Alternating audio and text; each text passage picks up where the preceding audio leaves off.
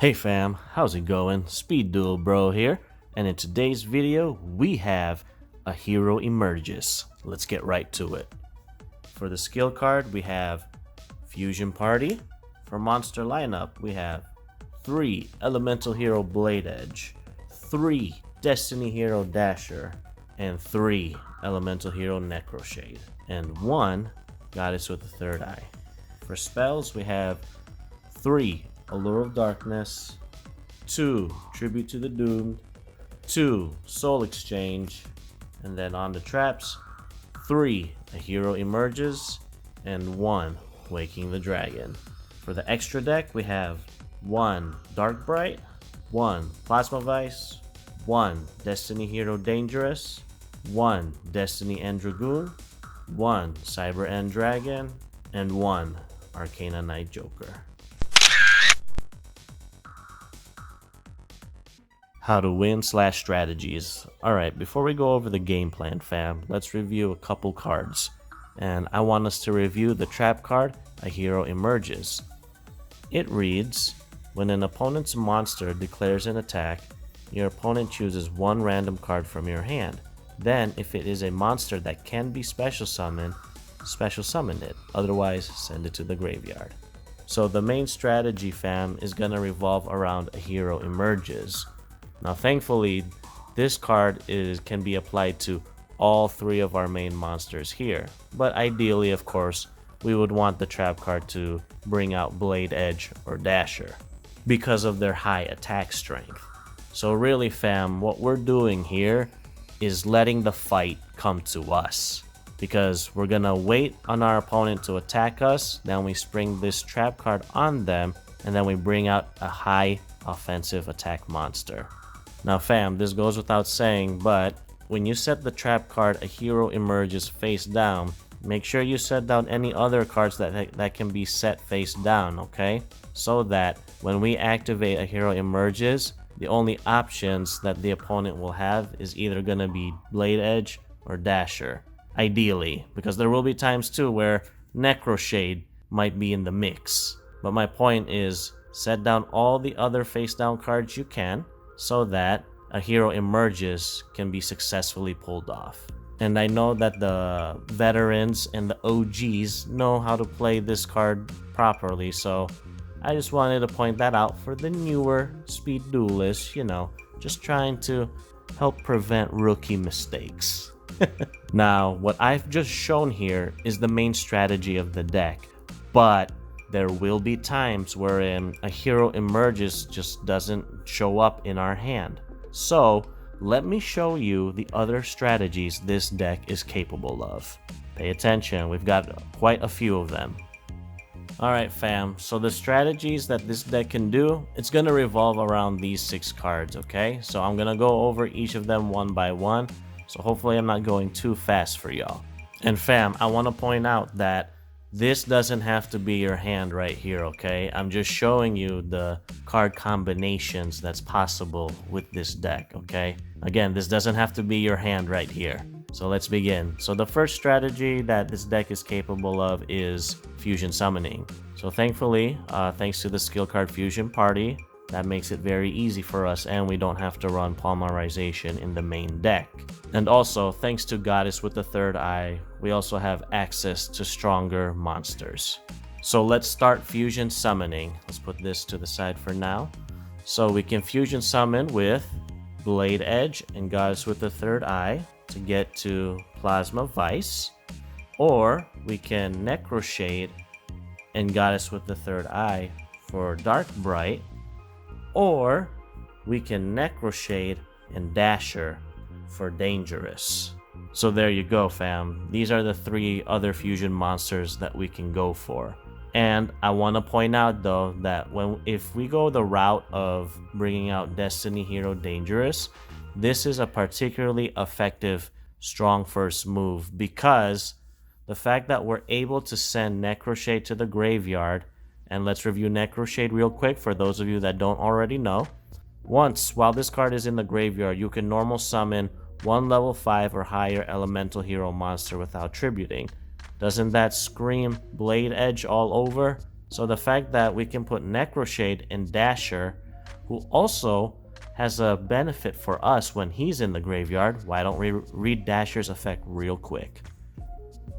Once per turn, you contribute one other monster this card gains 1000 attack until the end of this turn. If this card attacks, change it to defense position at the end of the battle phase. Once, while this card is in your graveyard, when you draw a monster during your draw phase, you can reveal it, special summon it. This card must be in the graveyard to activate and to resolve this effect. So there you go, fam.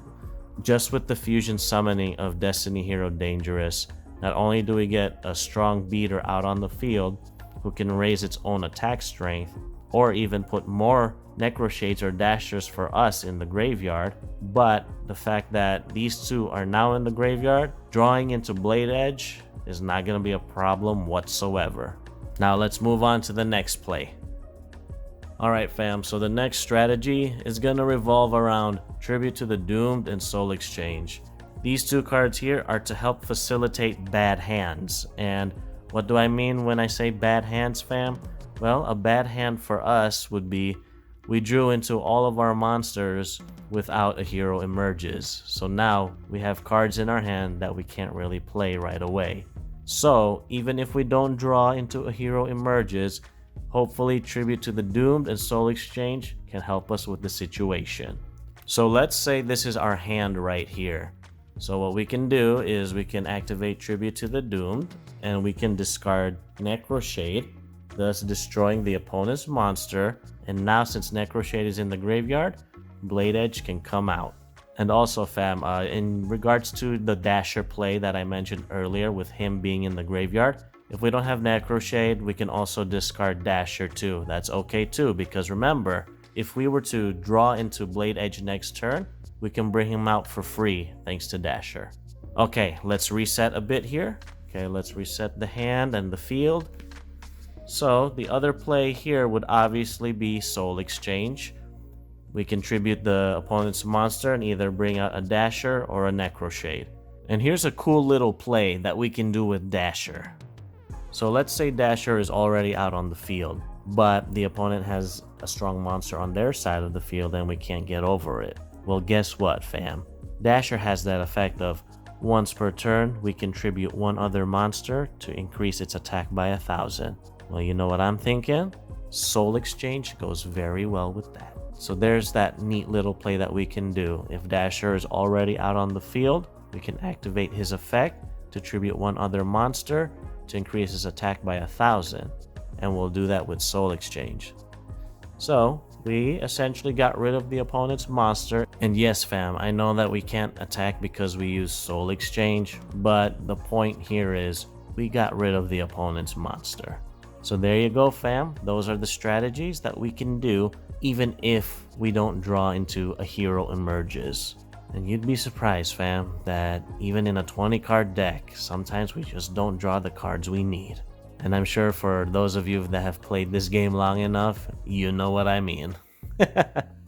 Card analysis. The skill card Fusion Party. I'd like to add that Fusion Party is also a great skill that helps facilitate bad hands, because we can easily fusion summon into Dangerous through Dasher and Necroshade.